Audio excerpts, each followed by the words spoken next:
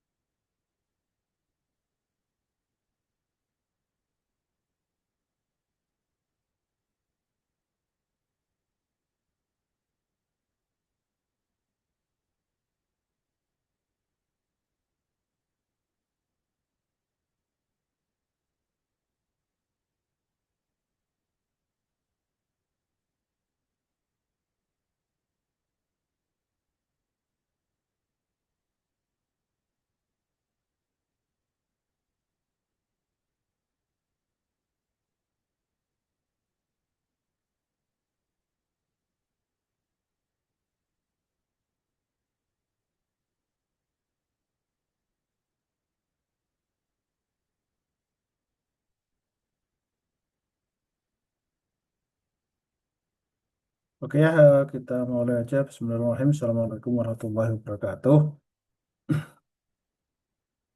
Waalaikumsalam warahmatullahi wabarakatuh. Oke ya, dari hari ini kita eh, akan melanjutkan materi yang sebetulnya sudah tertinggal ya pertemuannya ya. Kalau yang kelas pagi itu sudah sampai pertemuan ke-14. Nah, karena itu nanti kita mungkin sekali lagi untuk Zoom-nya itu biar dua kali pertemuan lagi nanti mungkin besok ya kita lihat supaya nanti kita sudah selesai 14 kali untuk pertemuan. Hari ini kita dua kali pertemuan nanti ini tadi sudah saya kirim dua undangan nanti untuk pertemuan yang ke-11 dan pertemuan yang ke-12.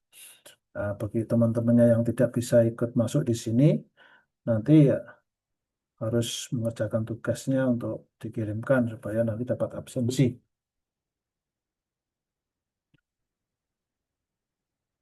Oke, sekarang kita masuk ke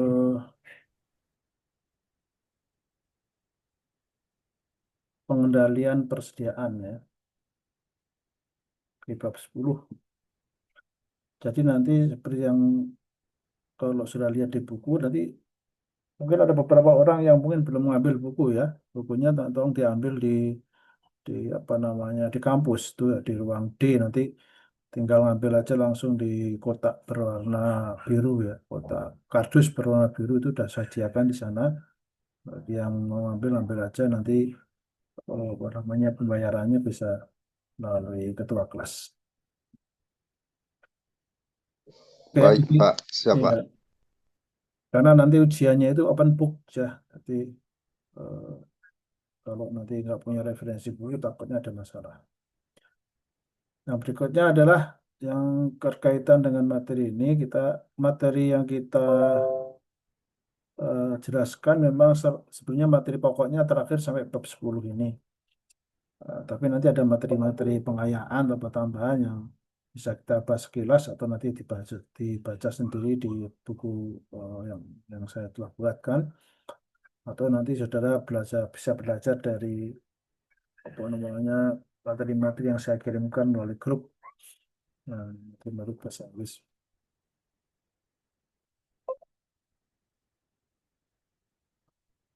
Oke, ya, kita mulai dari eh, pengendalian persediaan. Apa yang disebut dengan persediaan atau bahasa Inggrisnya itu inventory, ya, atau dalam sering juga disebut sebagai stok, ya. Bahasa yang lainnya itu ada stok, disebutnya stok, dan juga yang eh, menyebutnya inventory, ya. Nah, apa kalau kita di manajemen operasional biasa menggunakan inventory ini yang terkenal sekarang lebih banyak dipakai. Oleh karena itu di buku ini kita menggunakan istilahnya sebagai inventory dan kita terjemahkan dalam bahasa Indonesia dengan persediaan. Nah, persediaan ini sebetulnya ya yang namanya persediaan itu sesuatu yang diadakan, ya, untuk kepentingan yang akan datang sebetulnya, ya, atau sebagai cadangan sebetulnya. Nah, artinya dalam hal cadangan ini kenapa ada cadangan? Karena ada sesuatu di masa depan tuh yang eh, bisa terjadi yang mungkin di luar perhitungan kita. Kalau kita sebut dalam bahasa ini adalah mengantisipasi. Jadi perjalanan itu adalah sesuatu yang diadakan untuk mengantisipasi kondisi yang tidak pasti di masa yang akan datang. Itu namanya persediaan. Ya, persediaan ini bentuknya banyak banget ya nanti. Ya, segala sesuatu yang kita butuh, yang kita adakan untuk kepentingan masa yang akan datang itu yang untuk mengantisipasi masa yang tidak pasti ya namanya persediaan. Masuk juga nanti persediaan uang, ya. Kalau saudara pengen masa depan saudara ketika saudara sudah pensiun nanti sudah nggak kerja lagi gitu, ya. Nah, pengen hidup saudara itu berkecukupan, tidak kekurangan uang, maka ya saudara harus membuat persediaan uang untuk kepentingan pensiun. Ya, itu juga sering disebut sebagai persediaan.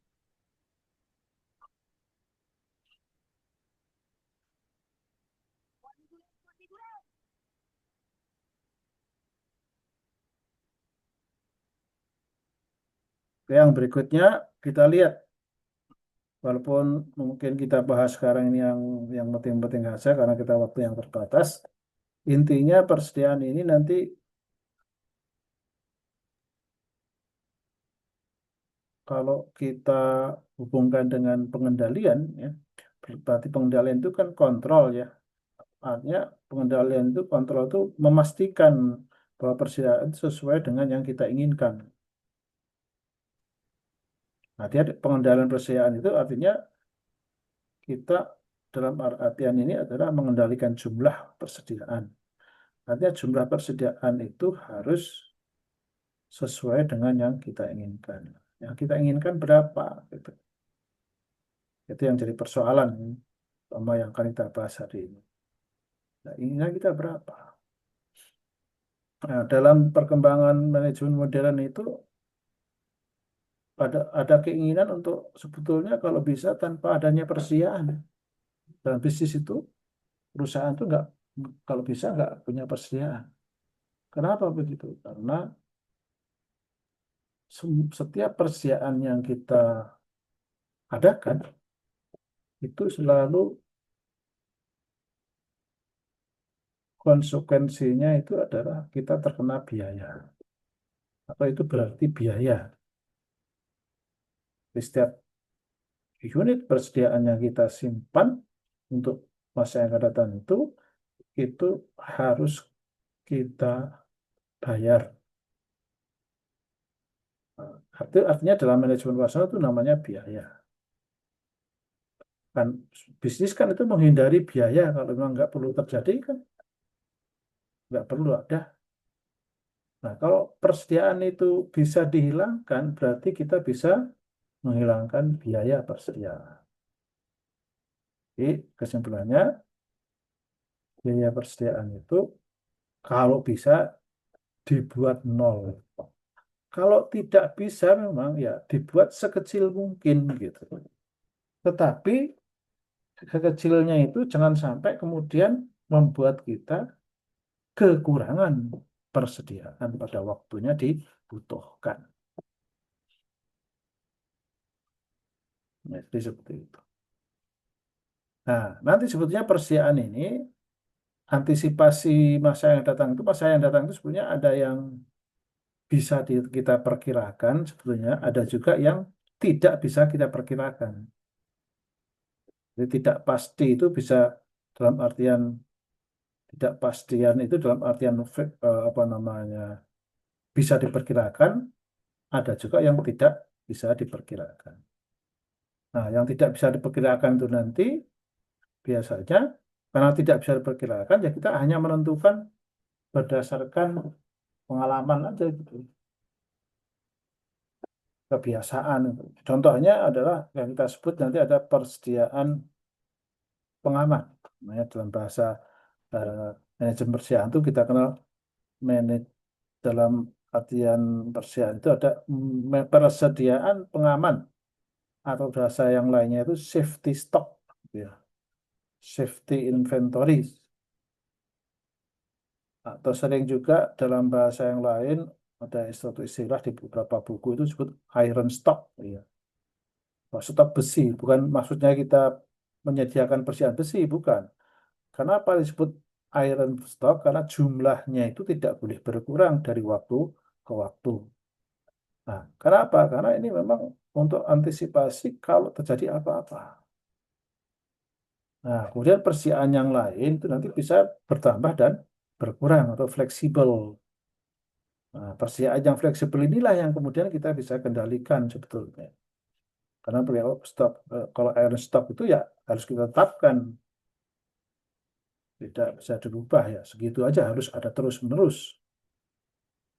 Kalau memang berdasarkan pengalaman kita ini, memang ada kondisi-kondisi yang memang tidak bisa kita perkirakan. Nah, itu seperti itu nanti ya. Ide dasarnya itu intinya seperti itu. Nah, sehingga kalau kita lihat dari sisi optimalisasi, teori optimalisasi itu kan mengandung makna kalau hasil maksimal, kalau biaya kan minimal. Maka kita akan bisa meminimalkan biaya itu apabila persediaan juga sekecil-kecilnya. Hmm. Ada kalau persediaan sekecil-kecilnya berarti biaya persediaan juga akan menjadi sekecil-kecilnya. Nah, itulah. Tapi harus cukup untuk memenuhi kebutuhan di masa yang akan datang.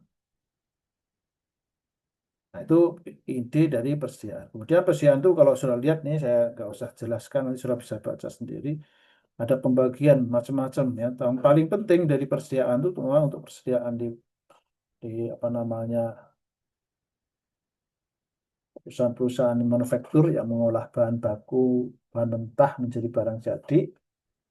Nah, itu ada namanya persediaan bahan baku. Persediaan bahan baku itu jumlahnya paling banyak, maka disebut baku karena jumlahnya ini dominan gitu ya, dibandingkan bahan-bahan yang lain.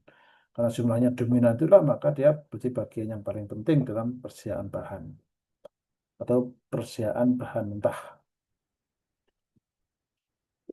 Jadi bahan mentah itu nanti bisa juga dikategorikan sebagai persediaan bahan baku atau juga persediaan penolong yang jumlahnya memang sangat kecil. Kalau persediaannya jumlahnya besar namanya persediaan bahan baku.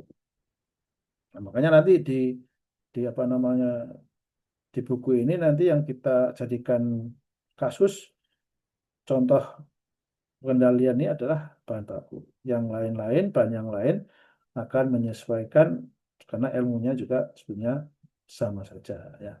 Hanya mungkin ada penyelesaian sedikit-sedikit untuk bahan-bahan yang lain. Nah, dan sebetulnya pengendalian persediaan itu bukan hanya pada bahan, tapi juga bisa pada produknya. Ya, walaupun kita di sini contohnya bahan, tapi nanti kita terapkan juga pada persediaan produk jadi atau produk setengah jadi. Ya, bukan hanya pada bahannya saja.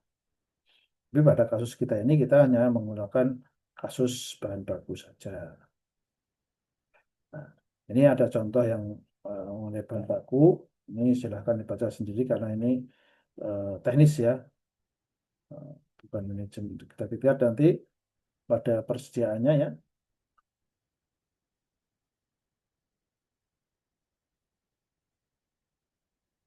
Nah, ini yang D. Apa alasan perlunya persediaan? Tadi kan kita bilang kalau bisa sih nggak ada. Nah, karena kalau nggak ada persediaan berarti nggak ada biaya persediaan. Tapi kenyataannya agak susah. Ada beberapa perusahaan, mungkin terutama itu perusahaan-perusahaan Jepang ya, yang menerapkan sistem delivery at order. Wah, mereka itu bisa hampir mendekati nol itu persediaan. Mereka membuat sistem manajemen di mana supaya persediaan itu mendekati nol. Atau kalau perlu nggak ada persediaan. Nah, sebetulnya kalau dalam dari sisi manajemen itu mudah dikatakannya ya, kalau kalau kita nggak perlu persediaan ya berarti kita harus menggunakan strategi penjualan by order ya, ya dengan pesanan. Orang suruh pesan dulu, baru kita buatkan barang. Nah, nanti kita nggak perlu buat persediaan karena kita bisa ngomong pada dia, nanti barangnya diambil pada waktu sekian, tanggal sekian, jam sekian, dan seterusnya. Ya, kita akan mempunyai target untuk, karena kita tahu standar waktu pembuatan produk kita, berarti kan nanti kita bisa beritahu mereka secara lebih pasti gitu ya. Sehingga nggak perlu ada persiapan, karena dia datang baru pesan kan, belum beli gitu ya. Nah, tapi tentu saja kalau ada orang yang mau beli pada waktu itu, gimana? Ya, otomatis ya kita nggak bisa layani gitu ya. Jadi kalau kita murni menggunakan strategi penjualan berdasarkan pesanan. Oleh karena itu dimodifikasi supaya kalau ada orang yang membeli on the spot ya pada waktu dia datang itu sudah bawa uang untuk membeli kontan gitu ya, dan enggak ada waktu jeda. Nah, maka tentu saja harus ada jumlah persediaan yang cukup untuk pada saat orang-orang seperti itu datang itu seperti itu. Berapa jumlah orang yang datang itu kira-kira yang seperti itu harus kita perkirakan. Sehingga produksi kita pada waktu itu ya harus menyesuaikan dengan jumlah orang-orang yang datang itu. Sehingga dalam satu hari itu, mau katakan itu ya, atau dalam satu minggu itu, kalau kita punya jeda pengiriman satu minggu,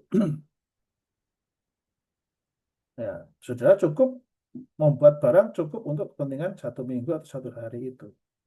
Sehingga seakan-akan itu nggak ada persediaan, karena begitu itu diproduksi, sebetulnya sudah ada pembelinya, walaupun pembelinya belum ketahuan. Tapi menurut perkiraan kita akan datang gitu. Inilah yang kita sebut sebagai teknik untuk perkiraan ya, perkiraan permintaan. Kalau kita bisa memprediksi permintaan setiap waktu atau periode waktu tertentu dengan pasti, ya kita bisa mengeliminasi jumlah persediaan itu. Sehingga kita akan produksi aja sesuai dengan permintaan saja. Tidak perlu ada persediaan lagi gitu. Jadi pas dibeli, pas habis, nanti ada pas ada pembeli, sudah barangnya jadi, dibeli habis lagi gitu. Jadi tidak ada persediaan produk di dalam perusahaan itu. Otomatis kalau nggak ada persediaan produk, nanti bahan baku juga bisa dibuat seperti itu nanti ya, mengikuti gitu. Karena bahan baku itu berasal dari apa namanya, perincian dari produk. Produk setiap unit butuhkan bahan berapa, otomatis akan ketahuan nanti kebutuhan bahan baku berapa. Ya, jadi seperti itulah kira-kira. Nah, sekarang apa hal-hal yang tidak bisa kita hindari ketika eh, kita ingin menolkan persediaan sehingga akhirnya kita butuh persediaan. Nah, ini ada beberapa alasan yang bisa kita lihat. Pertama, bahan baku hanya tersedia dalam waktu atau musim tertentu aja. Sedangkan proses produksi itu berlangsung sepanjang waktu dan sepanjang musim. tidak malah libur ya. Kalau bahan bakunya itu adanya pada musim-musim tertentu atau waktu-waktu tertentu aja. Nah, sekarang kalau saudara membeli nggak ada persediaan, berarti kan hanya membeli pada waktu musim aja. Nah, waktu tidak musim, bagaimana terima dapat dapat bahan bakunya atau dapat produknya itu nanti. Ya, seperti itu kalau ini untuk bahan baku ya. Nah, kalau untuk produk ya sama aja itu.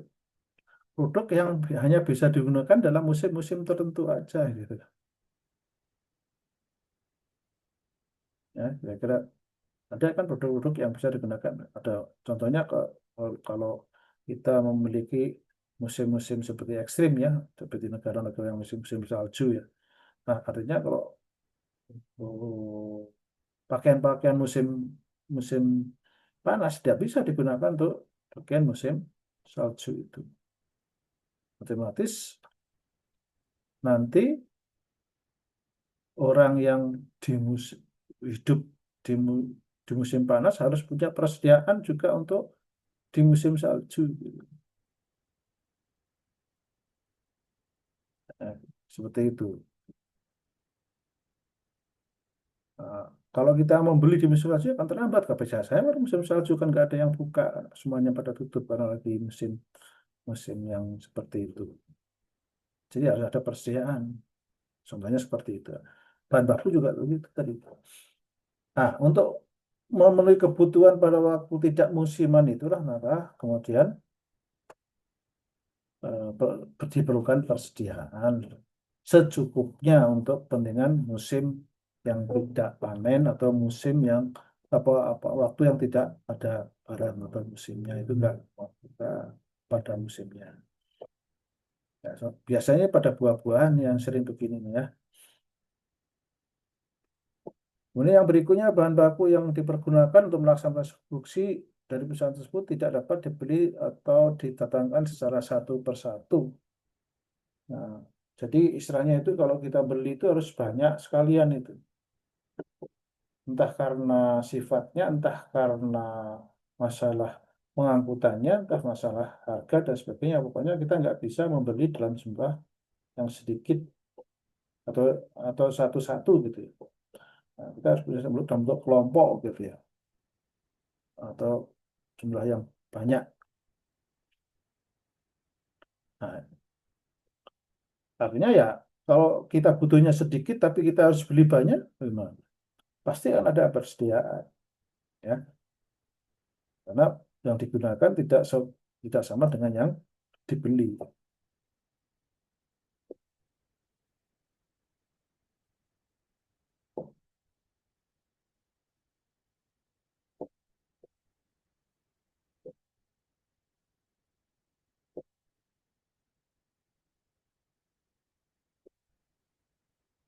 Kemudian yang berikutnya, nomor tiga,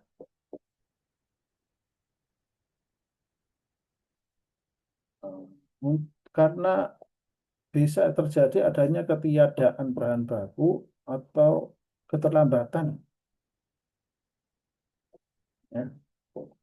Jadi intinya begini, tidak boleh ada masalah bahan baku atau tidak boleh bahan baku itu nggak ada. Kalau satu perusahaan karakternya seperti itu, ya mau nggak mau dia harus punya bahan baku. Karena kalau bahan baku habis bisa balik bencana gitu. Itu biasanya dalam perusahaan yang harus berjalan terus-menerus gitu ya. Mesinnya itu harus berjalan terus-menerus.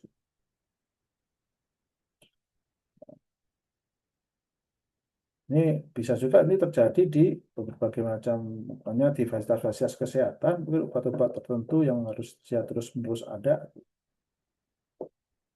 untuk mengantisipasi, karena ya orang sakit kadang-kadang nggak bisa nunggu gitu ya. Ya gitu. Bisa juga karena ada faktor-faktor takut terlambat gitu. Sebenarnya kita bisa beli bahan baku yang kita perlukan itu, tapi mungkin datangnya bahan baku itu kan nggak selalu kita pesen langsung barangnya datang. Ada jeda waktu lah. Itu keterlambatan itu nanti datangnya yang bahan yang terlambat itu berarti akan ada kekosongan barang di situ. Karena bahan kita sudah habis, ada orang yang datang membeli atau butuh, kita butuh untuk proses produksi juga. Karena barang yang terlambat nanti akan kosong bahan bakunya. Maka itu bahaya. Nah, nanti kita akan perhitungkan apa bahayanya kalau kita kekurangan atau terjadinya kekosongan bahan baku. Nah, masih ada, ini ada kita habis sebentar lagi untuk nanti kita masuk ke dua ini sebentar lagi ya. Yang keempat ini hasil produksi yang tidak bisa selalu sama dengan permintaan. Nah, ya. Di hasil produksi kita emang nggak memungkinkan untuk mengikuti permintaan gitu, karena keterbatasan yang terjadi pada fasilitas yang kita miliki. Gitu. Mau nggak mau ya kita nanti karena kita selalu nggak bisa ngoyak kenaikan permintaan, maka ya kita bisa adakan persediaan. Kalau pas turun ya kita nggak perlu mengurangi produksi, berarti kita akan tumpuk dia eh, kelebihan permintaannya itu untuk permintaan pada waktu permintaan tinggi. Nah, yang kelima, apabila ada kecenderungan harga itu semakin meningkat, harga bahan baku semakin meningkat, nah, kita bisa beli di harga rendah dengan harapan harga akan naik, sehingga kita justru malah dapat keuntungan nanti. Ini seperti orang bisnis, orang dagang ya, membeli pada saat murah, menjual pada saat lebih mahal. Asalnya ya, selisih harga itu nanti lebih besar daripada biaya yang kita tanggung karena kenaikan persediaan. Karena semakin besar persediaan, semakin besar biayanya. Nah, kenaikan harganya itu kalau lebih besar daripada biaya persediaan, maka kita memiliki selisih keuntungan ketika kita membeli pada waktu murah. Dan itu untuk persediaan pada waktu kita harga mahal. Kan? Seperti itu. Ya, jadi itu kenapa kita butuh apa namanya persediaan, masuk juga persediaan bahan baku. Oke ya, sambil menunggu waktu jeda selesai, kita teruskan dulu. Masih ada waktu 5 menit.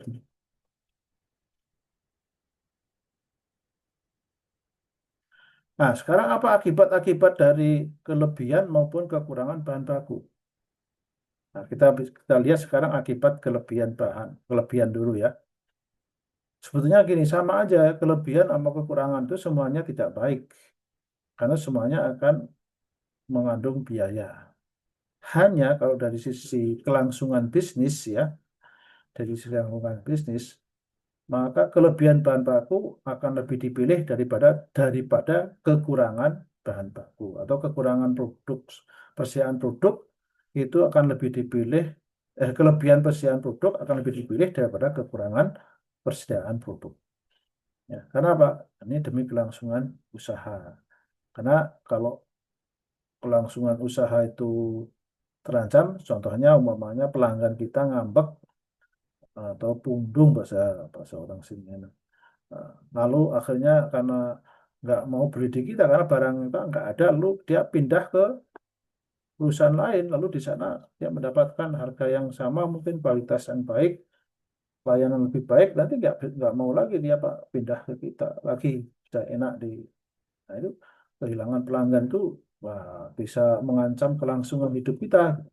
Makanya jangan sampai itu ya kehilangan pelanggan itu gara-gara hanya kita nggak punya persediaan untuk memenuhi kebutuhan mereka pada waktunya. Ya, pada Nah, dalam kondisi seperti itu kita lebih baik membuat persediaan lebih daripada kekurangan. Tapi kalau bisa ya jangan lebih, jangan kurang.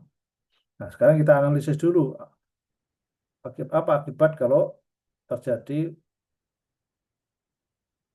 apa persediaan yang lebih banyak. Yang pertama adalah biaya penyimpanan semakin besar. Semakin besar persediaan, baik bahan baku maupun produk, itu akan semakin besar biaya persediaan. Ya, Bapak bukannya kalau kita punya gudang ya diisi berapapun gudang itu tetap sama, tidak ya. Karena biaya penyimpanan itu tidak hanya biaya ruangan. Kalau katakanlah ruangannya kita sudah bangun sendiri, punya milik sendiri, nggak nyewa ya. Kalau nyewa biasanya per meter persegi itu biaya persediaan semakin banyak, semakin besar biasa. Katakanlah kita punya sendiri juga, tapi pengelolaannya itulah nanti ada biaya penyimpanan, kerusakan bahan, ya, tenaga kerja yang kita gunakan untuk melakukan pengawasan dan pembersihan dan pemeliharaan itu akan semakin besar juga, semakin banyak yang kita sediakan itu. Ya, karena biaya penyimpanan itu bisa jadi biaya variabel. Semakin banyak yang kita miliki, persediaannya akan semakin besar pula biaya penyimpanan. Ya, tidak ada sewa gudang, pengelolaan gudang, dan banyak lagi aspek-aspek yang lain yang perlu kita perhatikan. Yang kedua, putaran modal semakin banyak persediaan modal yang kita butuhkan untuk membeli bahan baku atau menghasilkan produk yang untuk persediaan ya semakin besar.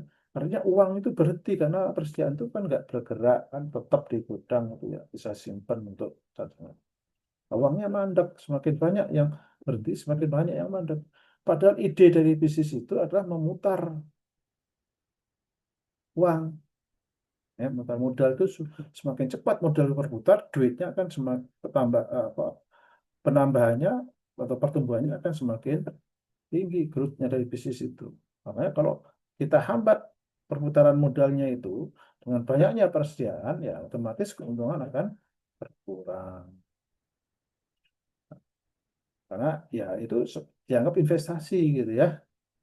Investasi itu kalau waktu itu harus diperhitungkan. Karena itulah kenapa kompensasi investasi itu selalu berdasarkan waktu, baik sebagai modal, misalnya seperti bunga, itu juga berdasarkan waktu, ya kan? Return juga berdasarkan waktu, bunga bunga simpanan juga berdasarkan waktu, ya. Jadi sebutnya berdasarkan waktu. Orang kerja juga berdasarkan pada waktu dan sebagainya. Karena itu investasi. Maka dalam bahasa Inggris time is money gitu ya. Jangan lupa ini ya. Lalu yang berikutnya ada biaya modal. Biaya modal itu biaya untuk mendapatkan modal. Kalau dari modal, katakanlah itu modal sendiri. Ya, kan, modal semakin besar modalnya ya semakin banyak membutuhkan modal dengan duit mandat. Selain itu, jangan lupa bahwa untuk memperoleh modal itu kita butuh biaya. Contohnya kalau saudara membiayai investasi persediaan itu nanti pembelian persediaan dari modal hutan, maka saudara harus bayar bunga. Nah, bunga itu dianggap sebagai biaya modal, cost of capital. Ya, bunga yang harus kita bayar karena kita meminjam. Tapi kalau modal sendiri, apakah kena biaya modal sama? Kalau modal sendiri itu biaya modalnya adalah apabila uang itu kita simpan di bank tadi, kan dapat bunga juga, dapat bagi hasil kalau itu syariah. Nah, gara-gara kita gunakan untuk membuat persediaan, ya, maka uang itu nggak kita dapat yang untuk simpan di bank tadi. Ya itu namanya biaya juga sama. Jadi jangan mentang-mentang uang sendiri lalu semuanya sendiri, nggak bisa begitu.